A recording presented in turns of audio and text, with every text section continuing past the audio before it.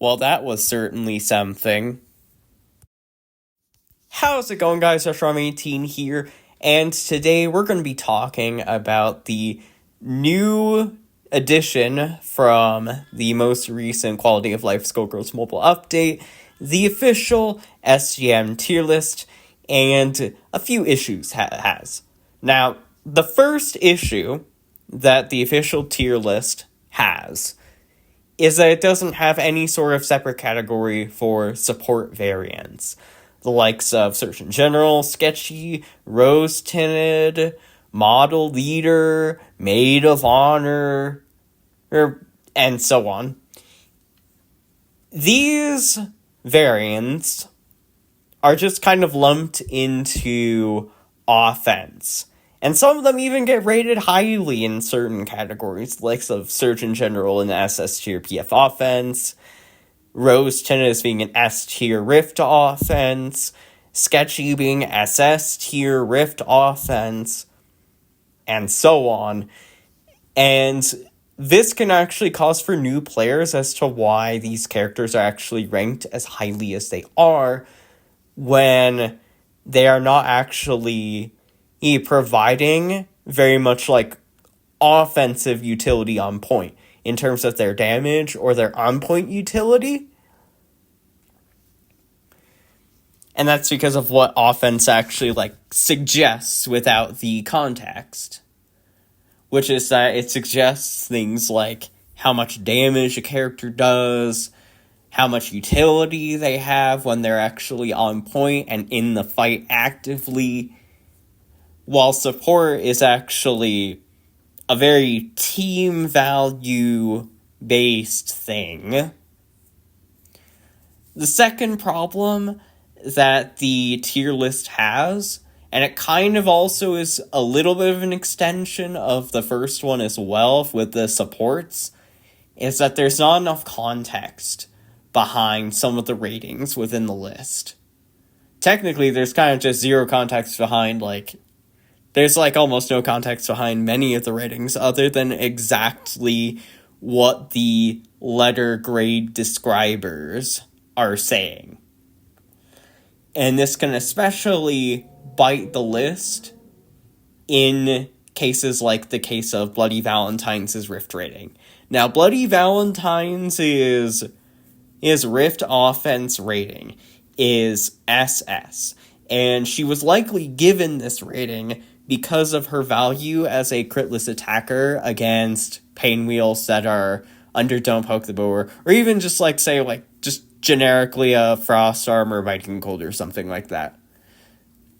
However, the SS ratings' condition itself, which is that the character is dominant in the game mode and considered to be a best of the best type character, this rating for a character like B-Val that has a very specific niche and just does her niche really well could actually be misconstrued by a less experienced player into thinking that B-Val can actually just crush every single fight and matchup in the entirety of the game mode that she's rated SS in, when that's not the case. You try to solo with B-Val against a very bulky team that's not like Painwheels. You try to bring her against 3 bulky big bands, and she just times out. She has problems. She's not meant to solo in that kind of environment. And aside from the supports, there are other cases of things like this within the tier list. And what I can actually think of, that I was able to think of while writing the script for this video, is that Mean One is rated as an SS tier character in prize fights. However, Mean One performs like absolute dog water in any matchup that doesn't have any buffs going around, and thus no way to enable any part of her SA, whether it be her enrage gain or her random debuffs. She doesn't perform like an SS rated character at all, and you probably just don't even bring her. And so how can you actually be SS in that kind of situation?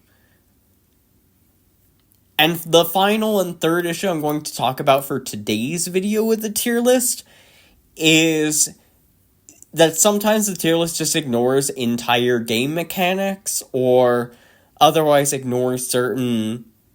It can kind of also just have like a bit of a confusion of whether it's actually completely rating a character, of whether it's actually wants to rate the entire game or only want to rate characters individually.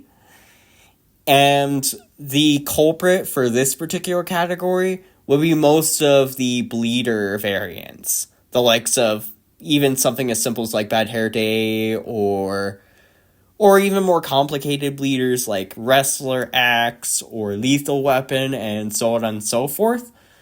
Most of the bleeders in the game are generally rated rather low in Parallel Realms.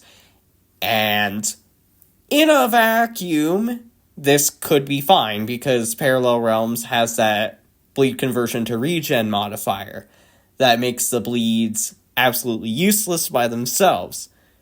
However, this rating does not actually account for the existence of a strategy that can be used to enable bleeders to actually use their bleed in PR, which is curse support. You bring somebody like Perfect Dark or Dark Horse in the lead of your team, tag them out when their Timeless Curse is applied, and now the bleeders are actually able to play through their game plan with no issues. And the low rating actually just doesn't actually sell that this strategy is even much of a thing. So how would I actually go about fixing some of these issues with the tier list? Well, number one, and this was probably like the most obvious one, the tier list needs at least one support category. And this will actually basically allow like the offense list to actually be fully based on rating a character's on-point performance, things like damage and individual utility on point, and then team value for a character can be rated separately within the support category. Number two, whose solution is to actually just add like some paragraphs of text to each rating that explains why the character is actually being rated the way they are. And this is actually beneficial in multiple ways. Number one is that it does actually add context for what a character's utility actually is, and how good a character is, and why they're being rated the way they are, and what their shortcomings are and all that. Number two is that these explanations can actually act as a bit of a jumping off point for further critique and refinement of the list in the future, because there's just a thing that the devs have actually said about why they're rating something the way they are, and then the community can actually be like, well, it kind of makes sense, but then it also doesn't make sense for such and such reason. And finally, my number three solution is to have the list clarify if characters are actually being rated individually or with full team context. And so this can actually like cover for things like the curse support for leaders in PR or just other support engines. Such as if you're taking a barrier user like Feathered Edges. Feathered Edges is a very niche attacker without Starlight Rose, but then she can actually just do way more damage and she has way more recovery if Starlight Rose is on the team. But yeah, that's going to do it for today's video. A sort of like ranking guide officially could actually be a decent idea if it's actually done well, but it needs a lot of help. And hopefully this can actually be a starting point for the list being better in the future. Thank you all very much for watching.